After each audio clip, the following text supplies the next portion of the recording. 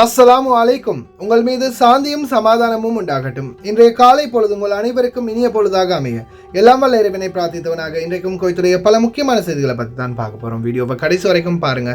தெரியாத நண்பர்களுக்கும் மறக்காம ஷேர் பண்ணுங்க. வீடியோ பிடிச்சிருந்தா ஒரு லைக் பண்ணுங்க, சப்ஸ்கிரைப் பண்ணுங்க, மறக்காம பெல் பட்டனை ஒரு செலக்ட் பண்ணுங்க. கோயத்துடைய தினார் ரேட்டை முதலாக பார்த்தலாம். இலங்கைக்கான ரூபாயில் ஒரு தினாரின் மதிப்பு 987 ரூபாய் 167% உள்ளது. இந்தியாவின் ரூபாயில் ஒரு தினாரின் மதிப்பு 271 ரூபாய் 592% உள்ளது. இது அல்முல்லா எக்ஸ்சேஞ்சுடைய அப்ளிகேஷன் ஆன்லைன் ரேட் ஆகும். அல்முல்லா எக்ஸ்சேஞ்ச் ஜெமியாக்கள் உள்ள மெஷின் ரேட்டை பார்த்தலாம். இந்தியாவுக்கு 271 ரூபாய் 59%, இலங்கைக்கு 987 ரூபாய் 16% உள்ளது. ஜெமியாக்கள் உள்ள மெஷின்களில் நல்ல ரேட் கிடைச்சா போடுங்க. அதே போல் கட்டணம் 1.25 தினார் தான் அறவிடுறாங்க. பல எக்ஸ்சேஞ்சுகள்லையுமே அக்கௌண்ட் நம்பரை மறைச்சிடுறாங்க. இதை பற்றியும் உங்களுக்கு தொடர்ந்துமே தெரிய தாருது. நீங்கள் ஏதாவது ஒரு புதிய எக்ஸ்சேஞ்சுக்கு பழைய பற்றுச்சீட்டோட போகிறீங்களா இருந்தால் நிச்சயமாக அதில் அக்கௌண்ட் நம்பர் இருக்கா அப்படின்றத செக் பண்ணிக்கோங்க. அப்படி இல்லாத பட்சத்தில் எழுதிட்டு போனாலும் பிழையில்லாத அக்கௌண்ட் நம்பர் எழுதிட்டு போங்க. ஏதாவது ஒரு நம்பர் பழிச்சாலும் கூட உங்களுடைய பணம் நாட்டுக்கு போய் சேராது. அந்த பணத்தை திரும்ப பெறணுமா இருந்தாலும் ரொம்ப நாட்களாகும். மறுபடியும் கட்டணம் செலுத்த வரும். இந்த தவிர பல பேரும் தொடர்ந்து விடுறாங்க. அதனால் தயவு செய்து ஞாபகம் வச்சுக்கோங்க. கோயத்துடைய யுனைடெட் கல்ஃப் எக்ஸ்சேஞ்ச் கார்பரேஷன் இந்தியாவுக்கு பணம் அனுப்ப 750 ஃபில்ஸும் இலங்கை பணம் அனுப்ப 1 தினாரும் கட்டணமாக விடுறாங்க. அல்சாமில் எக்ஸ்சேஞ்ச் கார்பரேஷன் 1 தினார் மட்டுமே கட்டணமாக விடுறாங்க. யூஜே எக்ஸ்சேஞ்ச் கார்பரேஷன் 1 தினார் மட்டுமே கட்டணமாக விடுறாங்க. குவைட் ஏஷியன் இன்டர்நேஷனல் எக்ஸ்சேஞ்ச் 750 ஃபில்ஸ் மற்றும் 500 ஃபில்ஸ் போன்ற கட்டணங்களும் மறவிடுறாங்க. குவைத்தில் அல்நாதா, ஏஆர்ஒய், அம்மான் எக்ஸ்சேஞ்ச், யூஜே, அல்சாமில், Ansari exchange, Lulu exchange, Joyalukkas, KBE, UAE, Oman exchange, Bahrain exchange, BEC, world street exchange, சஜில் எக்ஸ்சேஞ்ச், மலிக் எக்ஸ்சேஞ்ச், ஷஃபா எக்ஸ்சேஞ்ச், இன்டர்நேஷ்னல் எக்ஸ்சேஞ்ச், இது போன்ற இன்னும் பல எக்ஸ்சேஞ்சுகள் இருக்குது. குறிப்பாக இந்த கட்டணம் கம்மியாக அறவிடக்கூடிய பகுதிகள் பார்த்தீங்கன்னா ஜிலிப் ஷோக், ஃபர்வானியா, ஹைதான், அதே போல் ஃபேஹேல், மஹபூலா, மங்கவ், சால்மியா, ஹவாலி, கோயிட் சிட்டி, முருகாப், மாலியா, அதே போல் ஜஹரா சிட்டி, இது போன்ற வெளிநாட்டவர்கள் இன்னும் அதிகமாக இருக்கக்கூடிய பகுதிகளில் தான் குறைந்த கட்டணங்கள் அறவிடுறாங்க. அதே போல் சில எக்ஸ்சேஞ்சுகளில் இப்போதைக்கு ரேட்டு கொஞ்சம் நல்ல ரேட்டாகவே கிடைக்குது. குறிப்பாக இலங்கையை பொறுத்த வரையில் விரைவிலேயே 1000 எட்டும் போல தெரியுது. அதே போல் இந்தியாவுக்கும் 272 ரூபாய் வரைக்குமே ரேட் இருக்குது. ஏஆர்ஒய், யூஜே, வேர்ல்ட் ஸ்ட்ரீட் எக்ஸ்சேஞ்ச், அல்நாதா, இது போன்ற பல எக்ஸ்சேஞ்சுகளில் கஷ்டப்பட்டு உழைக்கிறவங்களுடைய சம்பள பணத்தை இது போன்ற நல்ல எக்ஸ்சேஞ்சுகள் அனுப்புங்க. அதே மாதிரி பணிப்பெண்களுக்கும் இந்த வாய்ப்பை பெற்றுக் கொடுங்க ஓட்டுநர்கள். கோயத்துடைய தங்க விலையை பார்த்தெல்லாம் 1 கிராம் 18 கேரட் தங்கத்தின் விலை 17 தினார் 513 ஃபில்ஸாக உள்ளது. 1 கிராம் 21 கேரட் தங்கத்தின் விலை 20 தினார் 431 ஃபில்ஸாக உள்ளது. 1 கிராம் 22 கேரட் தங்கத்தின் விலை 22 தினாராக உள்ளது. 1 கிராம் 24 கேரட் தூய தங்கத்தின் விலை 23 தினார் 350 ஃபில்ஸாக உள்ளது. இந்த நாட்களில் நாட்டுக்கு போக தயாராக இருக்கிறவங்க தாராளமாக விலை கொடுத்து வாங்கலாம். ஏன்னா நாட்டோட கம்பேர் பண்ணி பார்க்கும்போது இங்கே கம்மியாக தான் இருக்குது. ஆனால் இந்த நாட்டில் இதுக்கு முன்னாடி 17-18 தினார் இருந்த தங்கம் தான் இப்போ 22 தினாரில் நிற்குது. பார்க்கலாம் இன்ஷா அல்லாஹ் எதிர்வரும் நாட்களில் கம்மியாகுதா அப்படின்னு. குவைத்துடைய பல பகுதிகளிலையும் திடீர் சோதனைகள், குறிப்பாக குடியிருப்பு பகுதிகளில் தான் அதிகமான சோதனைகள் ஆரம்பமாகி இருக்குது. அதே போல் இன்னொரு முக்கியமான தகவல், குவைத்துடைய முனிசிபாலிட்டி தற்போது பல பகுதிகளிலையும் அதிரடியான சோதனைகள், ஹைதான், ஜிலேப் ஷுக் போன்ற பகுதிகளில் சோதனைகள் ஆரம்பிச்சிருக்கிறாங்க. 1 இல்லை 3 மடங்கு அதிகரிக்கணும். வருடத்துக்கு 600 தினார் அறவிடணும். அக்காமா இல்லாமல் தப்பி ஓடினவர்களுக்கு கடுமையான தண்டனை வழங்கணும். இவருடைய ஆக்ரோஷமான பேச்சு. வெளிவிவகார அமைச்சர் அப்துல்லா அல் யஹ்யா லெபனானிலிருந்து குடிமக்கள் திரும்புவதற்கான செயல்பாட்டு அறை மற்றும் குவைத் ஏர்வேஸுடனான பேச்சுவார்த்தை. நாட்டை விட்டு தப்பியோடும் லெபனான் மக்கள். லெபனான் நாடு தற்போது மிகப்பெரிய ஆபத்தை சூழ்ந்துள்ளது. 2 மில்லியனுக்கும் அதிகமான பணத்தை ரிகவர் பண்ணியுள்ளார் புதிய கல்வி அமைச்சர். ஃபிங்கர் பிரிண்டில் வந்த ஆதாயம். அதே போல கால்தியா பகுதிகளில் தொடர்ந்து மின்வெட்டு வரும் அபாயம் இன்னும் சில பகுதிகளிலையும். வாங்க விரிவான செய்திகளை பார்க்கலாம். காலநிலை ஆய்வாளர் பெதரல் அமீரா தற்போதைய சூழல்ல இன்னும் அதிகமான வெப்பநிலையை சந்திக்க போகிறோம் என்பதை தெரிவித்திருக்கின்றார். அடுத்த மாதம் நடுப்பகுதியில் வெப்பத்தின் உச்சத்தை எட்டும் என்பதையும் தெரிவித்திருக்கின்றார். அதே போல குவைத்துடைய மணல்ல இருக்கக்கூடிய வெப்பநிலை எவ்வளவு, அதே மாதிரி வாகனத்துடைய ரிம்ல இருக்கக்கூடிய வெப்பநிலை, வாகனம் சாதாரணமாக நிறுத்தி வச்சிருந்தா அதுக்குள்ளே இருக்கக்கூடிய வெப்பநிலை, அதே போல் தார் ரோடுகளில் இருக்கக்கூடிய வெப்பநிலை, இதை பற்றி ஒரு நபர் ஒரு வீடியோ ஒன்று பதிவிட்டிருக்கிறாரு. அந்த வீடியோவை பாருங்கள். வெப்பம் எப்படி இருக்கு. براويكم درجة الحرارة على سطح الأرض بالكويت. شوف معي درجة حرارة الرمل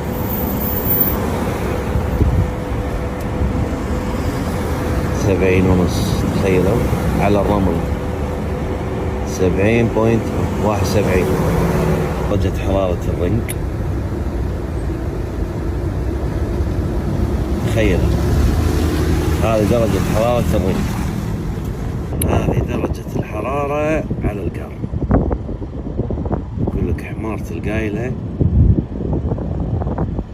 شايفين هذاك اليوم فيزة شنقن تبي تهج من الحر. شوف درجة الحرارة أول ما تركب السيارة بالمظلة 45. السؤال مو هني، السؤال وين الدراسات، وين الأبحاث؟ أنت في أحر بقعة على سطح الأرض، المفروض الكويت تنتج دراسات تدرس على مستوى الجامعات في العالم. ندري أن أكو احتباس حراري، ندري أن أكو في تغير مناخي، بس وين هذه الدراسات اللي المفروض إحنا ننتجها؟ بس هذا السؤال.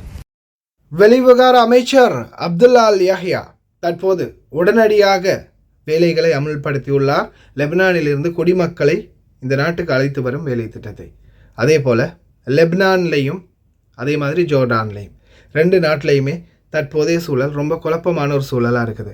அதே மாதிரி சொந்த நாட்டையே நாட்டை விட்டு தப்பி ஓடிக்கிட்டு இருக்கிறாங்க லெபனான் நாட்டு மக்கள். விமான நிலையத்தில் குவிந்த லெபனானிகள்.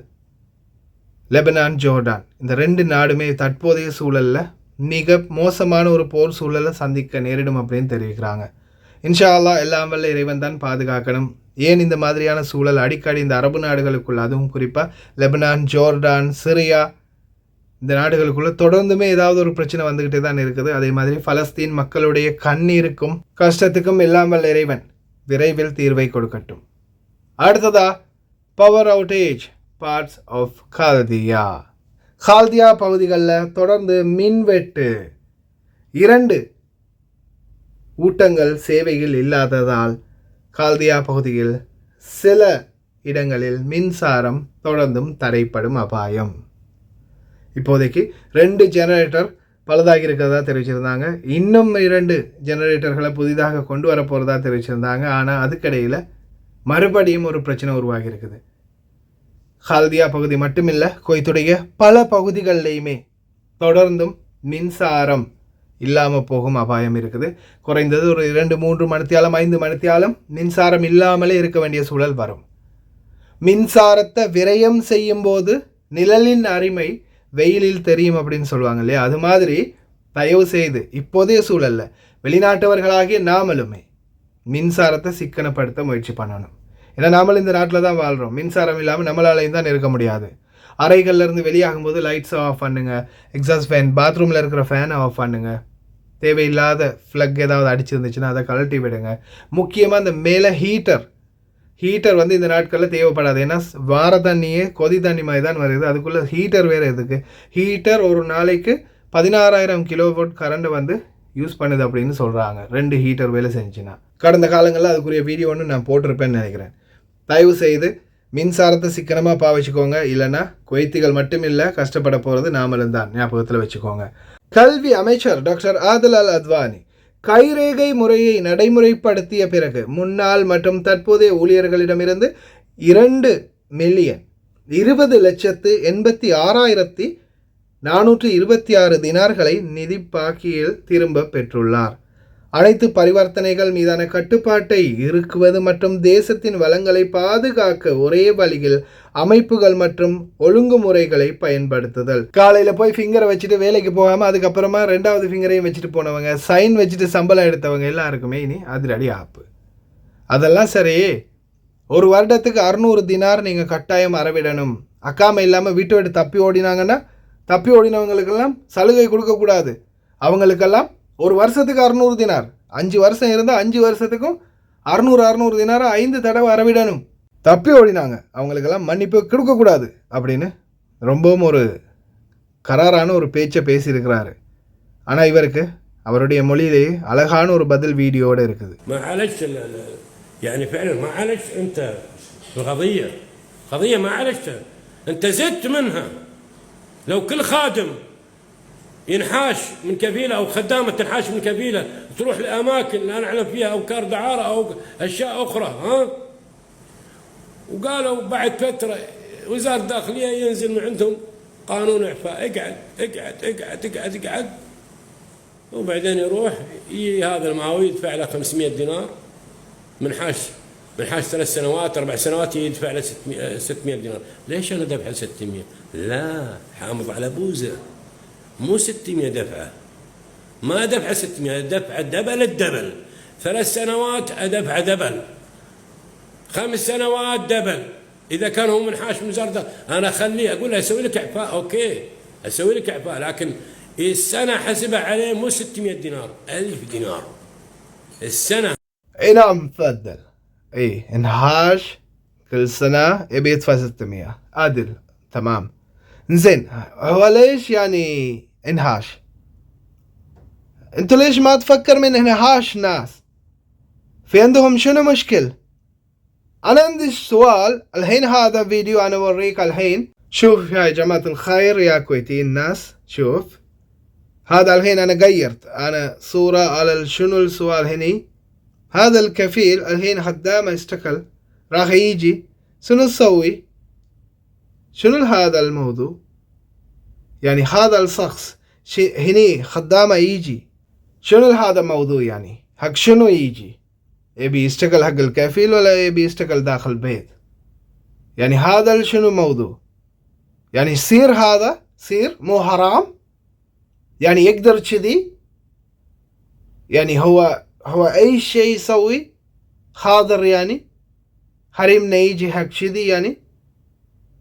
يعني هذا اذا انزين، اذا انحاش بعد انزين ما في شيء.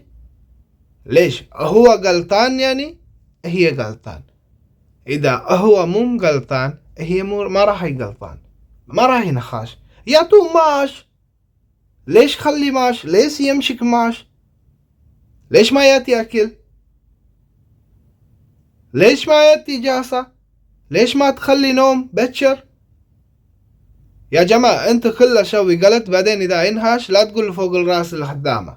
الله يخليك، حرام.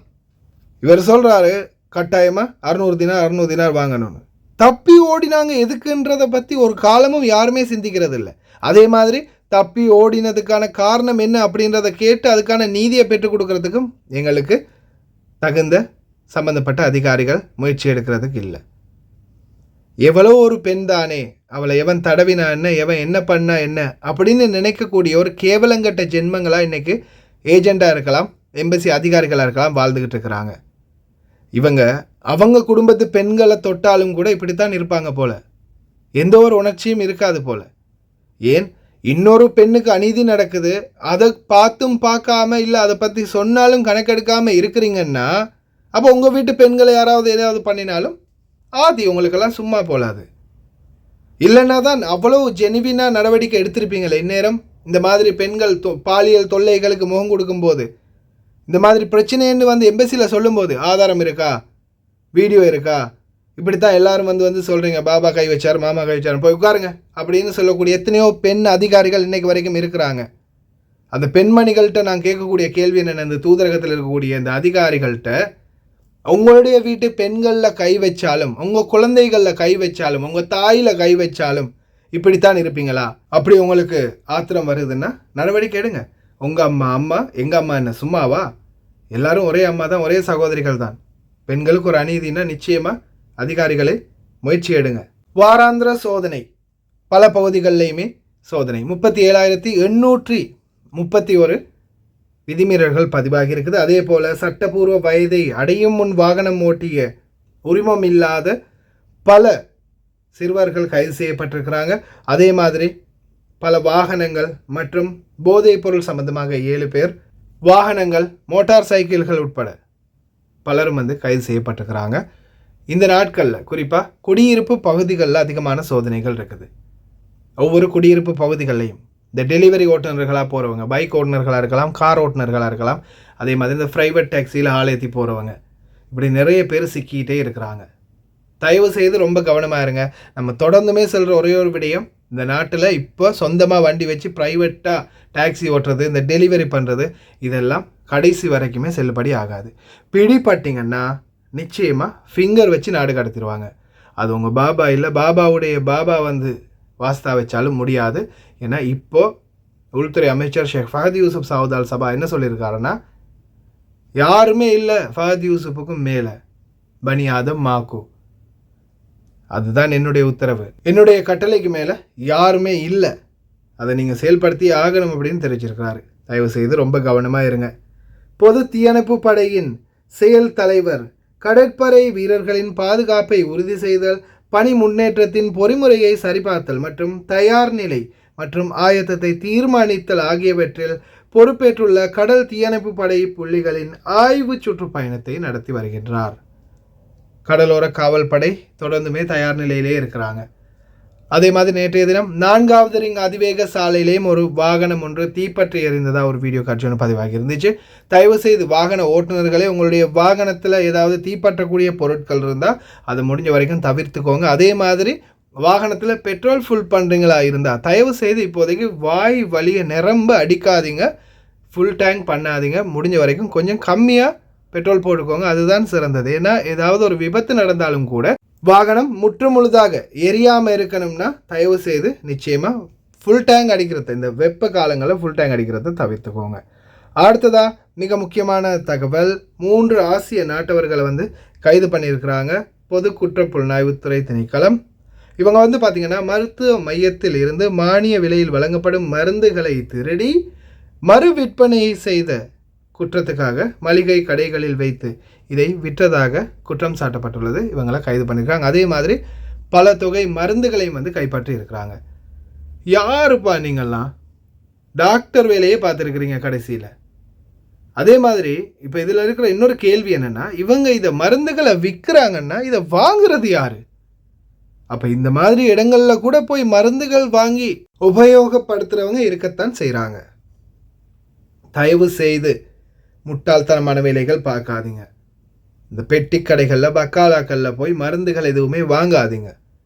உங்களுக்கு நோய்வாய்ப்பட்டால் தயவு செய்து மருத்துவ சாலைகளை நாடுங்க, மருத்துவமனைகளுக்கு போங்க. தயவு செய்து இந்த மாதிரியான பக்காலாக்களில் பெட்டி கடைகளில் போய் தேவையில்லாத ஏதாவது சம்மந்தமே இல்லாத நோய்க்கு சம்மந்தமே இல்லாத வேறு ஏதாவது ஒரு மருந்து வாங்கி போட்டு கடைசியில் 1 தினாருக்கு மருந்து வாங்கி போட்டிங்கன்னா 100 தினார் செலவு பண்ண வேண்டி வரும். ஏதாவது டோசேஜை மாற்றிக்கிட்டு கொடுத்துட்டாங்கன்னா கடைசியில் உயிர் கூட போயிடும். அதால் தயவு செய்து இந்த மாதிரி பெட்டி கடைகளில் பக்காலாக்களில் மருந்துகளை வாங்கி போடுறத தவிர்த்துக்கோங்க. அதே மாதிரி சில அழகியல் சாதனங்கள், வெள்ளை ஆகிற க்ரீம்னு, முடி வளரும்னு, இந்த மாதிரி ஒவ்வொரு விடயங்களும் வந்து ஆன்லைன் மூலமும் விற்கிறாங்க. அது வந்து சரியான சான்றுகள் இல்லாமல் அங்கங்கே எதேதோ கொண்டு வந்து விற்கிறாங்க. அதையும் நம்பி வாங்காதீங்க. கடைசியில் அதுவும் உங்களுக்கு பேராபத்தை விளைவிக்கும். இதோ முனிசிபாலிட்டியின் அதிரடி வேட்டை. اطلع اطلع سيدي سيدي سلك يلا يتم تنظيف الموقع بالكامل ان شاء الله. نشيل الخضره بعدها نشيل الخشب ان شاء الله طبليات كامله. بس واحد صورته جاي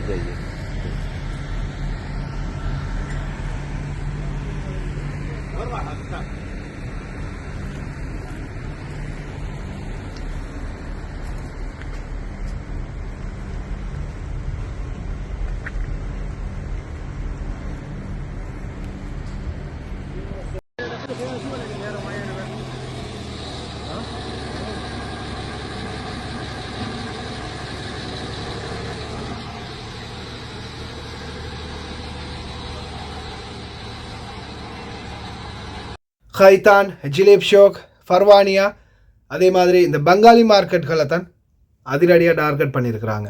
இதில் குறிப்பாகவே பார்த்திங்கன்னா உணவு பாதுகாப்புத்துறை என்ன சொல்கிறாங்கன்னா, இவங்களுடைய உணவுகளை வாங்கி சாப்பிடக்கூடியவங்க நிறைய பேர் வந்து நோய்வாய்ப்படுவாங்க. நிச்சயமாக வந்து இந்த பேமெண்ட் வியாபாரிகள்கிட்ட நீங்கள் உணவுகளை வாங்கும்போது அதில் வந்து சுத்தத்தன்மை மிச்சமும் குறைவாக இருக்கும். அதே மாதிரி நிறைய பேர் இந்த ட்ரெஸ் வாங்குறவங்க இருக்கிறீங்க, இந்த ஜும்மா சூக்கிலையாக இருக்கலாம், அல்லது இந்த மாதிரி பேமெண்ட் வியாபாரிகள்கிட்ட நீங்கள் ட்ரெஸ் வாங்கும்போது ஒரு விஷயத்தை ஞாபகத்தில் வச்சுக்கோங்க. ஒரு தொற்று நோயாளி, ஒரு சொறி நோயோ அல்லது வேறு ஏதாவது ஒரு தீர்க்க முடியாத தொற்று நோய் உள்ள ஒருத்தர் உபயோகப்படுத்தின துணி. இப்போ கொய்த்திகள் யூஸ் பண்ணுற துணி நம்மளை மாதிரி வருஷக்கணக்கில் யூஸ் பண்ண போகிறது இல்லையே, வாரத்துக்கு ஒன்று நாளுக்கு ஒன்று மாற்றுவாங்க. அப்போ அந்த துணி புதுசாக தான் இருக்கும். ஆனால் அவர் உபயோகித்த துணி அப்படியே குப்பையில் போட்டிருப்பாங்க. புதிய துணி அப்படியே இவங்க எடுத்துகிட்டு வந்து அதை அழகாக தூசி தட்டி மடித்து வச்சுருவாங்க. நீங்களும் ஏதோ அவசரத்துக்கு கழுகாமல் அப்படியே எடுத்து போட்டுட்டீங்க. அப்போ அந்த நோய் தொற்று உங்களில் தாவினால் கடைசியில் உங்களுக்கும் அதே நோய், அதே தீராத நோய் வந்து நீங்களும் உயிரை விட வேண்டி நேரிடும். தயவு செய்து இந்த மாதிரி தெரு ஓரங்களில் பொருட்கள் வாங்குறத தவிர்த்துக்கோங்க. உணவாக இருக்கலாம், ஆடைகளாக இருக்கலாம், எதாக இருக்கலாம். ரொம்ப கவனமாக இருங்க. அதே மாதிரி தற்போதைய சூழலில் குடியிருப்பு பகுதிகளில், கொய்த்தி வீடுகள் இருக்கக்கூடிய, அப்பார்ட்மெண்ட்கள் இருக்கக்கூடிய குடியிருப்பு பகுதிகளில் அதிரடி சோதனைகள், அதிரடி சுத்திகரிப்புகள்.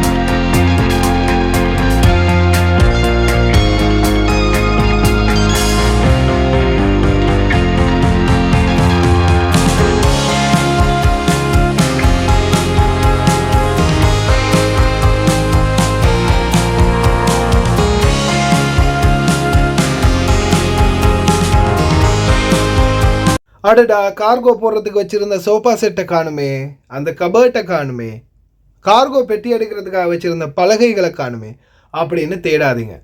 ஏன்னா இந்த நாட்களில் க்ளீன் குவைட் வேலை திட்டம் அதிரடியாகவே முன்னெடுத்து நடத்தப்படுது. அதே மாதிரி குவைத்துடைய முனிசிபாலிட்டி அமைச்சர் டாக்டர் நூர் அல் மெஷான் அவங்க எல்லா பகுதிகளிலையும் தொடர்ந்து கண்காணிச்சுக்கிட்டு வராங்க. அதனால் வேலைகளும் படு தீவிரமாக நடந்துக்கிட்டு இருக்குது இந்த நாட்களில். அதே போல் அக்காமா இல்லாதவங்க தயவுசெய்து ரொம்ப கவனமாக இருங்க. இந்த நாட்களில் பல பகுதிகளிலையுமே சோதனைகள் தீவிரப்படுத்தப்பட்டிருக்குது. அதே போல் காதிம் வீசாவில் வெளியில் வேலை பார்க்குறவங்க ரொம்ப கவனம், தயவுசெய்து ரொம்ப கவனமாக இருங்க. சம்பந்தப்பட்ட அதிகாரிகளுக்கு போய் சேரும் வரைக்கும் வீடியோவை ஷேர் பண்ணுங்கள். எங்கே நம்ம போடுற வீடியோவை மக்களுக்கு பார்க்குறதுக்கு நேரம் இல்லை, மக்களுக்கும் வேலை, என்ன பண்ணுறது, நம்ம அதையும் குத்தம் சொல்ல முடியாது. தொழிலுக்காக வந்த இடத்துல வீடியோ பார்க்க முடியுமா? இருந்தாலும் டைம் கிடைச்சா பாருங்கள். நல்ல விடயங்கள் தான் போடுறது தொடர்ந்துமே. கடைசி வரைக்கும் பார்த்த எல்லாருக்குமே ரொம்ப நன்றி. தெரியாத நண்பர்களுக்கு மறக்காமல் ஷேர் பண்ணுங்கள். வீடியோ பிடிச்சிருந்தா ஒரு லைக் பண்ணுங்கள், சப்ஸ்கிரைப் பண்ணுங்கள். இன்னொரு வீடியோவில் சந்திக்கலாம்.